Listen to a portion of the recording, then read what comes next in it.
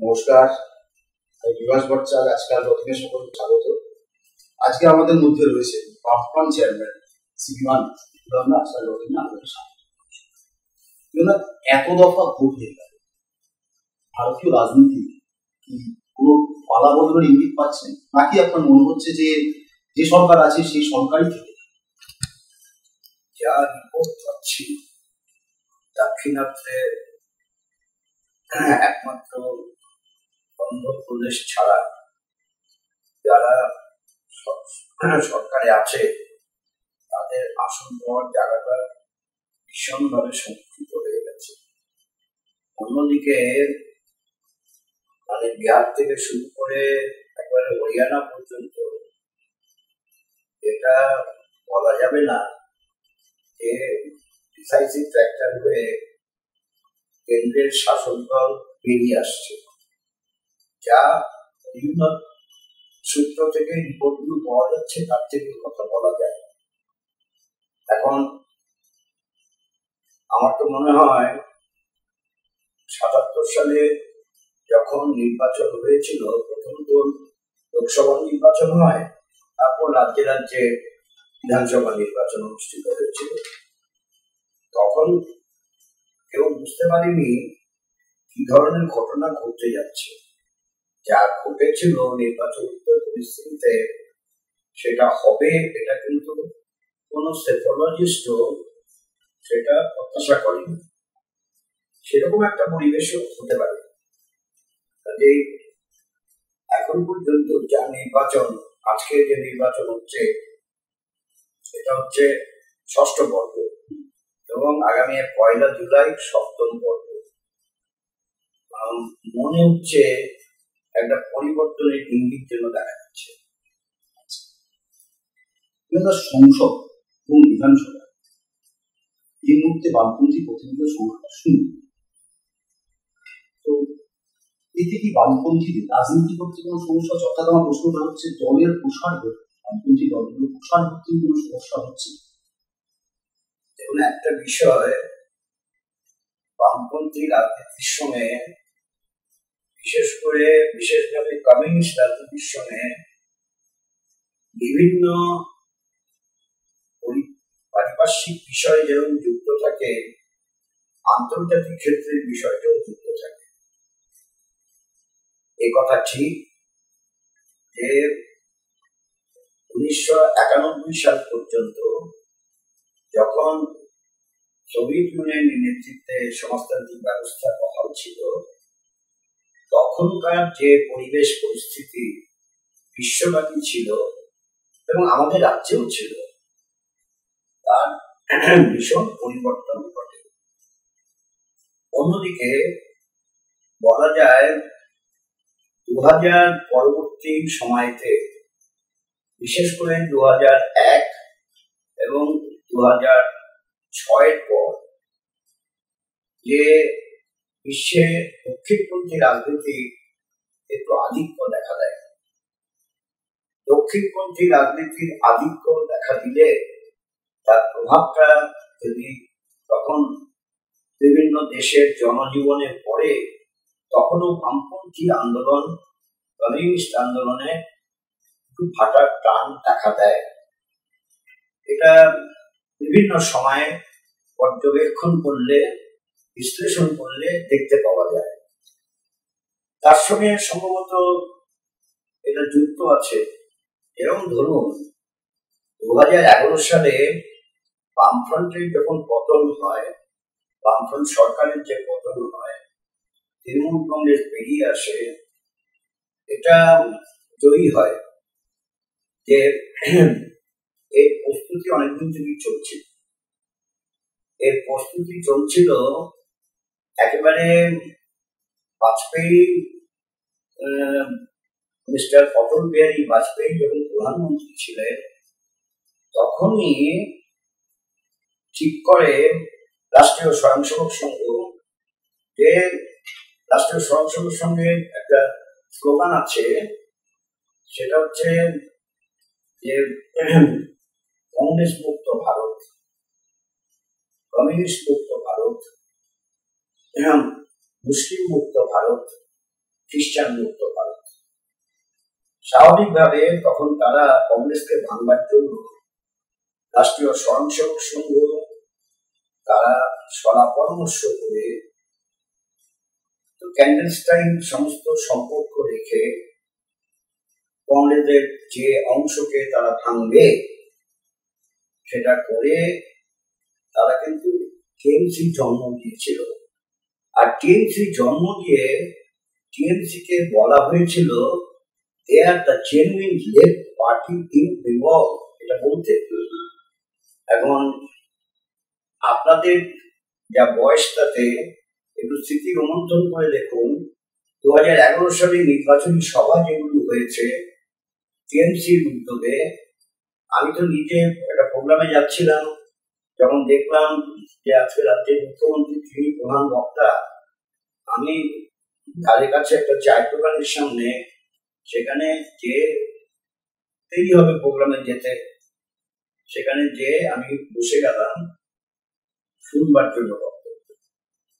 এবং সেখানে আমি শুনেছি যে বাংলায় প্রকৃত বামপন্থী দল হচ্ছে তৃণমূল কংগ্রেস, এই কথা বলা হয়েছে। আর তার আগে যে গানগুলো দেওয়া হয়েছে সব গানগুলি বামপন্থীরা যে গানগুলো ব্যবহার করে সেই গানগুলি ব্যবহার করা হয়েছে এবং মূলত সলিল চৌধুরীর গানগুলোকে ব্যবহার করা হয়েছে। এখন প্রকৃত বামপন্থী দল হিসাবে দাঁড় করিয়ে তৃণমূল কংগ্রেসকে রাজ্যের শাসন ক্ষমতায় নিয়ে আসার পর থেকে প্রতিটি পদক্ষেপে রাষ্ট্রীয় স্বয়ংসেবক সংঘের পরামর্শ অনুযায়ী তারা কার্যকলাপ পরিচালনা করছে। অনেকে বুঝতে পারে না যে টিএমসি এবং বিজেপি কি করে বোঝাপড়া করে রাজনীতি করে।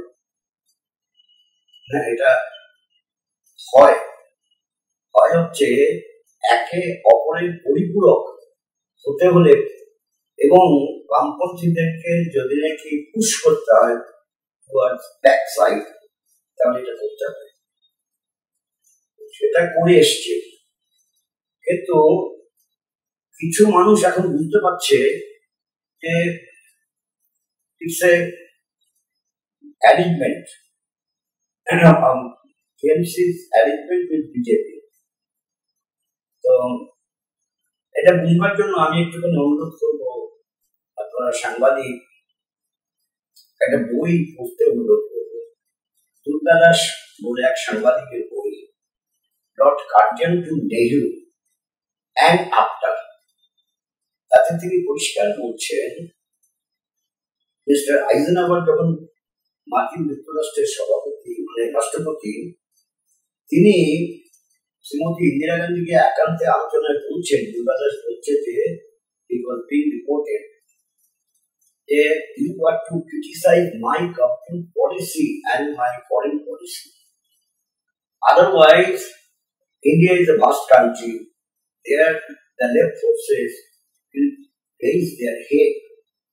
কারণ তখন ভিয়েতনাম যুদ্ধকে ঘিরে মার্কিন যুক্তরাষ্ট্রের মধ্যেও সাংঘাতিক ছাত্র আন্দোলন সংগঠিত হচ্ছিল।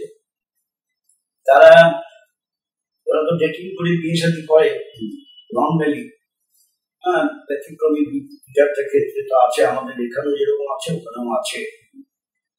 তো তখন কনস্টিটিউশন ডিক্লেয়ার করলো 21 বছর বয়স পর্যন্ত যারা বিবাহিত নয় তাদের সবাইকে নাম লেখাতে হবে, যুদ্ধে যেতে হবে।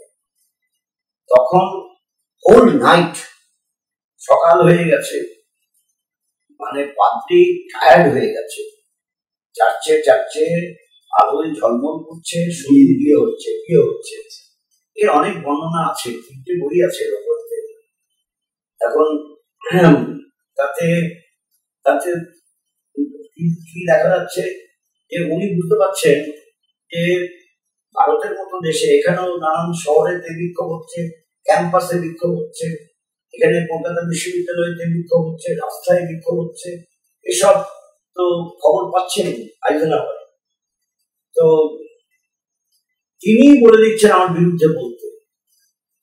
এখানে যে মিস্টার মোদি কখনো কখনো বলে দিচ্ছেন না আমাদের মুখ্যমন্ত্রীকে, তুমি আমাকে টেনে সমালোচনা করো। আবার কখনো কখনো আমাদের মুখ্যমন্ত্রী প্রধানমন্ত্রীকে বলে দিচ্ছে না যে আপনি আমাকে সমালোচনা করুন। তাহলে বাইনারিটা চলতে পারে। বাইনারিটা যদি স্টাবলিশ করা যায় তাহলে পরে তৃতীয় শক্তির উত্থানের ব্যবস্থাটাকে বন্ধ করা যায়।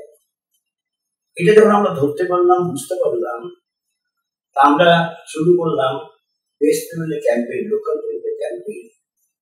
লোকাল লেভেলে আমরা অনেক ধরনের ক্যাম্পেইন করেছি, লোকাল মুভমেন্ট করেছি স্থানীয় ইস্যু নিয়ে, এবং মানুষের মধ্যে যে সন্ত্রাস করে যেভাবে মানুষকে ঘর ঢুকিয়ে দিয়েছিল সেই মানুষকে ঘর থেকে বার করার চেষ্টা করেছি। বহুদিন সময় লেগেছে, বহু বছর লেগে গেল, এবং তারপর ফাইনালি আমরা যখন দেখলাম এই মৃত্যু বিচার হচ্ছে না, সেই মৃত্যু বিচার হচ্ছে না, বিশেষ করে আনিস খানকে যেভাবে পুলিশের তত্ত্বাবধানে মারা হলো, ওপর থেকে ফেলে দিয়ে মেরে ফেলা হলো পরিকল্পনা করে, এবং তারপরে এরকম অনেকগুলো ঘটনা ঘটেছে, একের পর এক ঘটনা ঘটছে, তখন আমরা ঠিক করলাম যে না, বিচারের জন্য একটা ক্যাম্পেইন করতে হবে। তার আগে আমরা বলেছি যে চুরি চামারি হচ্ছে, টাকা পয়সা, এত সোনা গয়না ইত্যাদি, চাকরি বাকরি চুরি করে লক্ষ লক্ষ কোটি কোটি টাকা, তা নিয়ে আমরা সর্বত্র চোখ ধরো জেল করো, চোখ ধরো জেল করো, তারপর ইনসাফ যাত্রা। এবং তার পরবর্তী সময় যখন নির্বাচনী প্রচারের পুস্তক আসতো, আমরা চেয়েছিলাম তৃণমূল বিরোধী সব শক্তিকে একটা জায়গায় সমাবেশ করতে, কিন্তু সেটা পারলাম না। কিন্তু চেষ্টা করতে যে এখানে অনেকেই মনে করেন, আপনিও বললেন যে কংগ্রেস সন্ত্রাস করেছে, আদাবাসী সন্ত্রাস কায়েম করেছিল কংগ্রেস, আমাদের অনেক কংগ্রেস খুন হয়েছে, সব ঠিক, কিন্তু দেশটা বেঁচে দেওয়ার পরিকল্পনা করছে, দেশটা কর্পোরেটের হাতে সঁপে দেওয়ার পরিকল্পনা করছে, এবং দেশে যে শাসন ব্যবস্থা চালাতে চাইছে তা ফ্যাসিবাদী কায়দায় চলতে চাইছে। ফ্যাসিবাদী কায়দায় চলতে চাইলে যারাই সাধারণভাবে ঐক্যমত হয় তাকে রুখতে হবে, তাদের সঙ্গে বোঝাপড়া করতে হবে, এটাই আন্তর্জাতিক শিক্ষা। স্বাভাবিকভাবেই এখানে অন্য অনেক শক্তিকে আমরা তার সঙ্গে সমাবেশ ঘটাতে চেয়েছিলাম, পারিনি, কিন্তু কংগ্রেসের সঙ্গে আমরা বোঝাপড়া করে আসন সমঝোতা করে 42টা আসনে লড়াইটা করছি। এতে অন্য কোনো সমস্যা নেই। একবার একটুখানি মানে গরমের মধ্যে ঘাম ঝরিয়ে যদি যেখানে কংগ্রেসের প্রার্থীর পক্ষে বা বামপন্থী প্রার্থীর পক্ষে বামপন্থীদের প্রার্থীর সঙ্গে কংগ্রেস প্রচার করছে একটু দেখেন, তাহলে বুঝতে পারবেন, বা একসঙ্গে কংগ্রেস এবং বামপন্থীরা বক্তব্য রাখছে সেটা শোনেন, তাহলে বুঝতে পারবেন। কিন্তু একটা প্রশ্ন আছে, সেটা হচ্ছে যে বামপন্থী রাজনীতি একটা বিরাট বড় ঐতিহ্য আছে। আপনার আগেও বামপন্থী রাজনীতি অনেকেই ছিল, আপনি এখন আছেন, আপনার পরেও যারা উঠে আসছে বামপন্থী রাজনীতি, তো সেটা অর্থাৎ আমি বলতে যেটা ছিল, আছে, ভবিষ্যতেও থাকবে, তা ঘটনা। কিন্তু এতদিন যে আপনারা যে ক্ষমতার পায়, তাতে কি মনে হয় যে কোথাও একটা বামপন্থী রাজনীতির প্রতি উৎসাহ যে নদীটা, সেটা কোথাও একটু শীঘ্র হয়ে গেছে? সেটা সাময়িক ব্যাপার, এটা সাময়িক ব্যাপার। সময় বিচারটা 1 বছর 2 বছর 5 বছর দিয়ে বিচার করা যায় না। সাময়িক বলতে যখন 1 বছর 2 বছর 5 বছর 7 বছর দিয়ে বিচার করা যাবে না, কিন্তু মানুষের উপলব্ধিতে আসবে বামপন্থীরাই মানুষের ক্ষুধা, জীবন যন্ত্রণা নিয়ে, তাদের বেকারির জ্বালা যন্ত্রণা নিয়ে লড়াই করার পক্ষে একমাত্র বিশ্বস্ত বামপন্থীরা। এই প্রশ্নটা আগামী দিনে এখনই এসে গেছে, আগামী দিনে আরো ব্যাপকভাবে আসবে, এটা অসুবিধা কিছু নেই। জানি ধরুন বলে কোনো রাজনীতির কথা হয় না, কারণ আমি আপনাকে একটা প্রশ্ন করতে চাইছি, সেটা হচ্ছে যে কেন্দ্রে ইন্ডিয়া জোট সরকার তৈরি করে, সেখানে আপনারা সবাই মিলে একসঙ্গে আছেন, এই জোটে টিএমসি আছে, আপনারাও আছেন, অন্যান্য আরো অনেক দল আছে, সেক্ষেত্রে সরকার বলতে আপনারা কি টিএমসি কি একসাথে সরকারে বসবেন? টিএমসি ইতিমধ্যেই বলেছে তারা সরকারকে বাইরে থেকে সমর্থন করবে, আগে তারা সেটা পরিবর্তন করুক, তারপর অন্য কথা বলা যাবে। আর আমাদের ব্যাপারে সিদ্ধান্ত নির্বাচনিত পরিস্থিতিতে গড়ে উঠবে।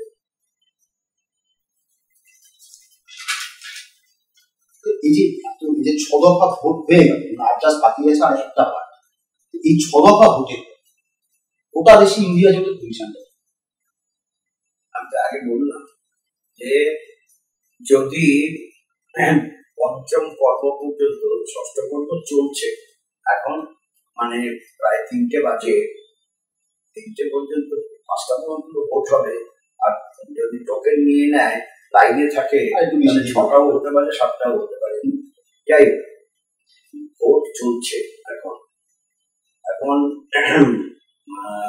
সম্ভবত আমাদের 8টা নিয়ে 80টা কেন্দ্রে বোধ হয় ভোট হচ্ছে নাকি, 80টা কেন্দ্রে ভোট হচ্ছে। যাই হোক, এরপরে শেষ পর্ব পয়লা জুন।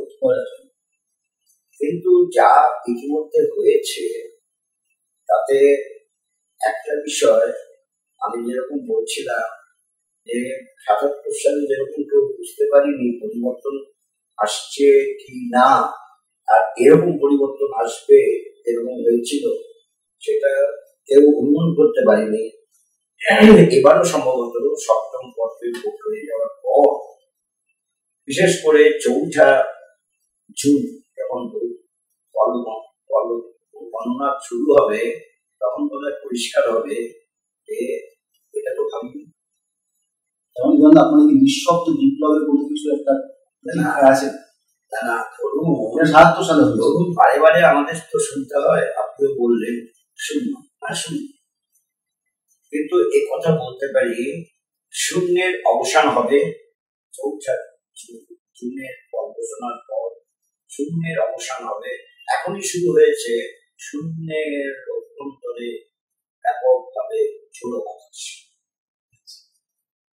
লাস্ট প্রশ্ন আপনার, সেটা হচ্ছে যে সেটা হয়তো আপনি আগেও বলেছেন কথাটা আপনার অন্য কথার মাধ্যমে, যে 72 সালে কংগ্রেসিতে যে অত্যাচারের ব্যাপারটা ছিল, আপনার অভিযোগ লেখা হতো কংগ্রেসকে কালো হাত দিয়ে দাও, দিয়ে দাও, বা কাটা হাতে একটিও ভোট।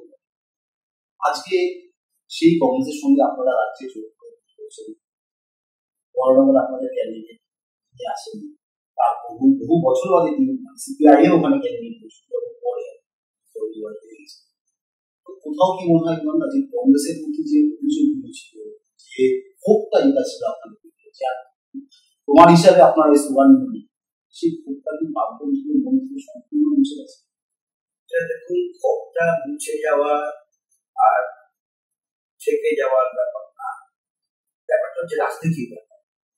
রাজনীতিতে যদি আমাদের দেশে গণতন্ত্র ধ্বংস হয়, আমাদের সংবিধান পরিবর্তন হয় এবং এককেন্দ্রিক শাসন ব্যবস্থার মাধ্যমে বুলডোজ করতে চায়, তখন যে পরিবেশ পরিস্থিতি হবে তার আগে থেকে বুঝে নিতে হবে সেই দিকে যাওয়ার প্রচেষ্টা করছে, তাকে রুখতে হবে।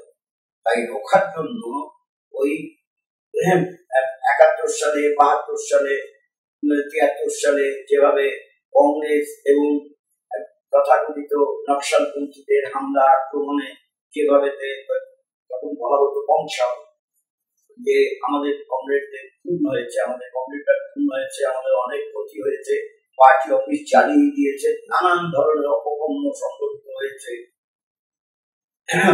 মাথার মধ্যে পেরেক পর্যন্ত ছুটে গিয়েছে। এইসব জিনিস মনে রেখে দেশকে বাঁচানোর লড়াই করা যাবে না। যখন আপনার কোনো বিরোধী মানুষের বাড়িতে পাড়ায় আগুন লাগে, তখন আপনি বিরোধী বলে চুপ করে বসে থাকতে পারেন না, তখন আপনাকে যতটা জল আপনি ঢালতে পারেন ততটা জল ঢালবার জন্য আপনার চেষ্টা করবেন, আগুনটা নেভাতে হবে। শত্রুমিত্র বিচার করে